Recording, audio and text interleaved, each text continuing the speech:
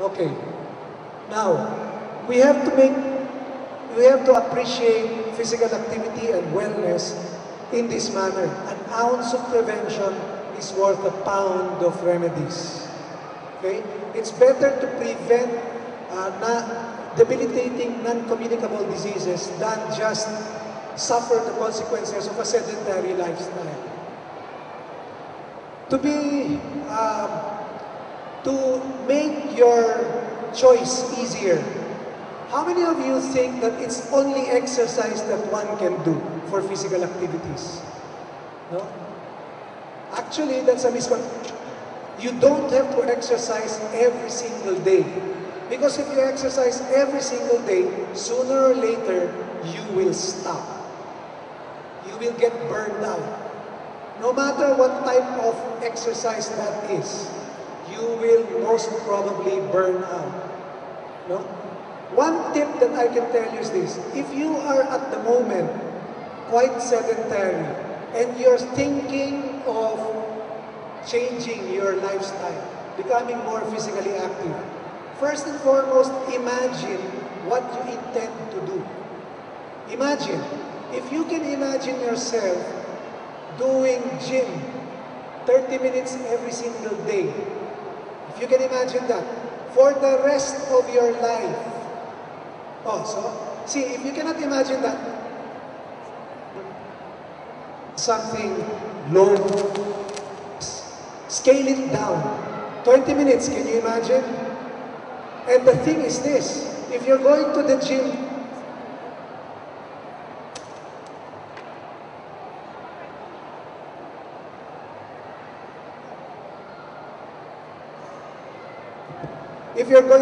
every single day, that's the problem.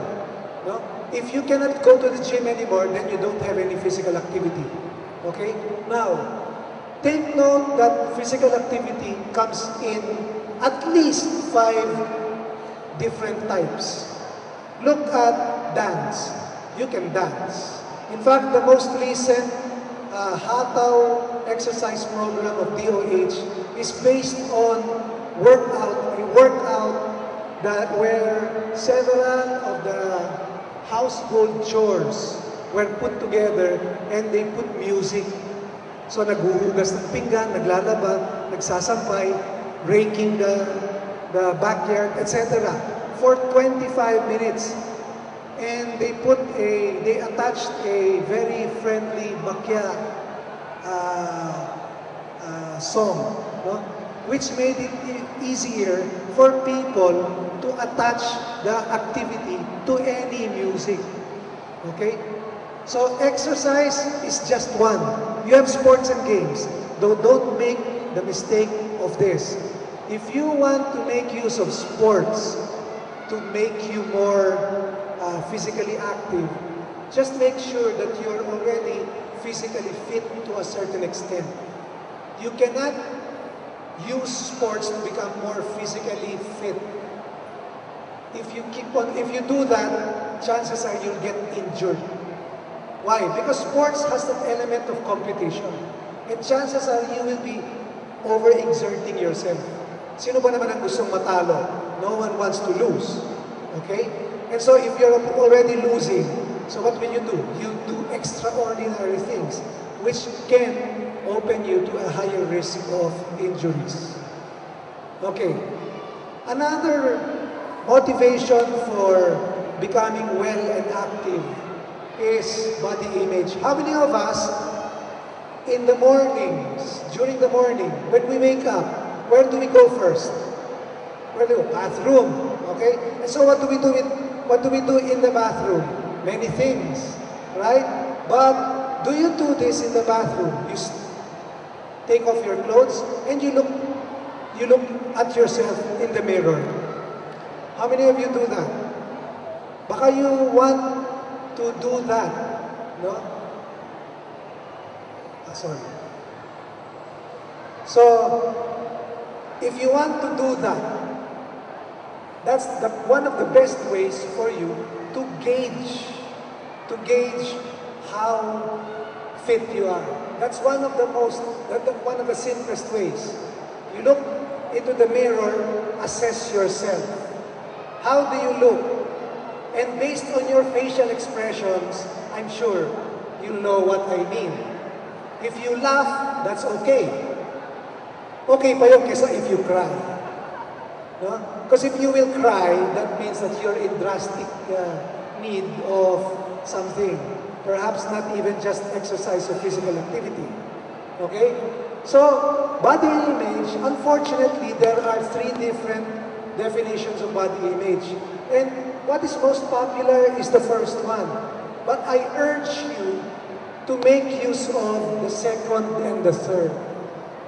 No? That is less threatening. Why? Because it is not in accordance with how you look, but in accordance with how you function. And it has to be functional. Wellness has to be functional. Wellness has to be practical. Okay?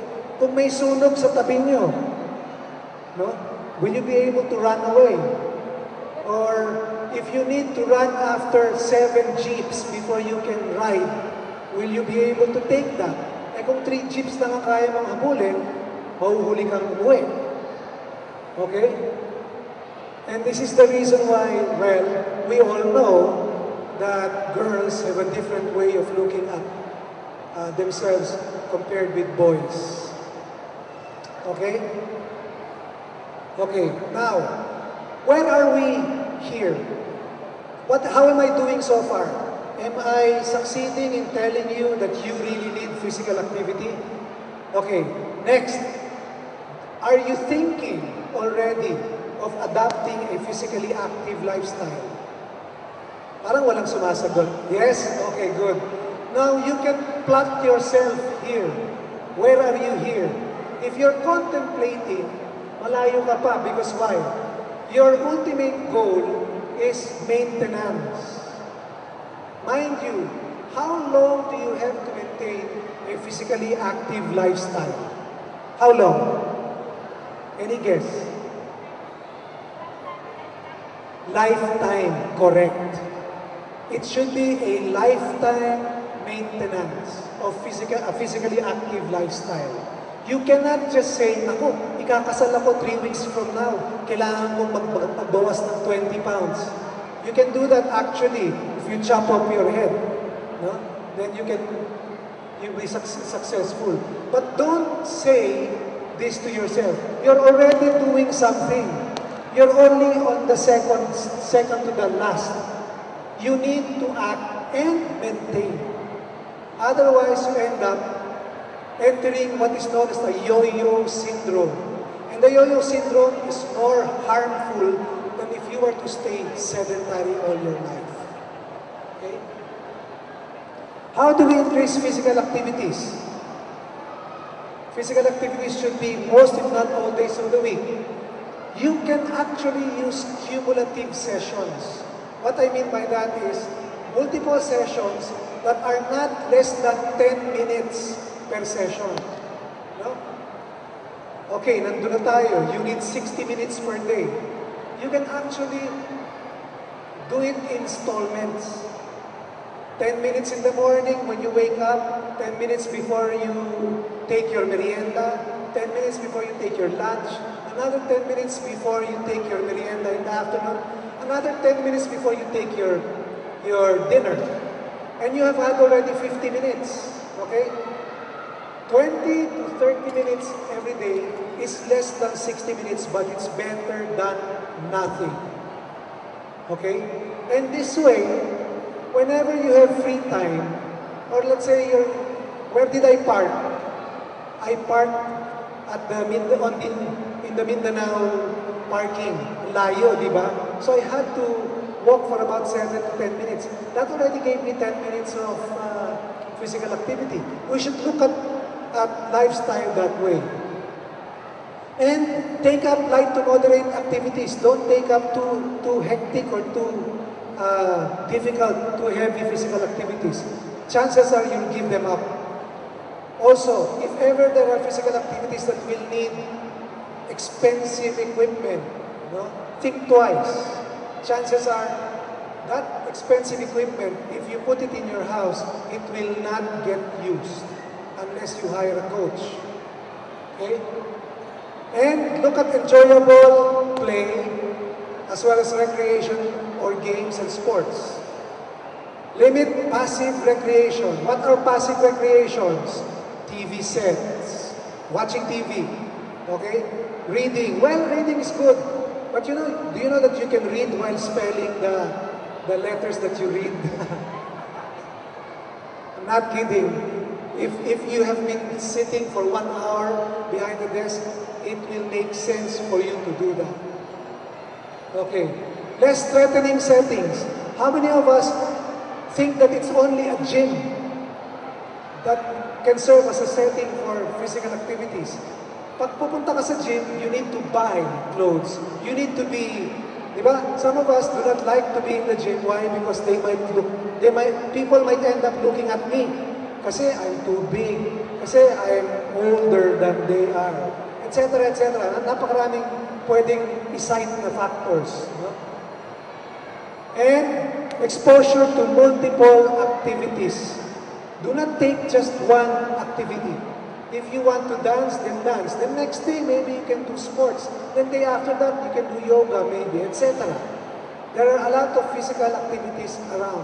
Or you can move your furniture around in your house. Again, I'm not kidding, because you might be wanting to try out some different floor plans. Okay?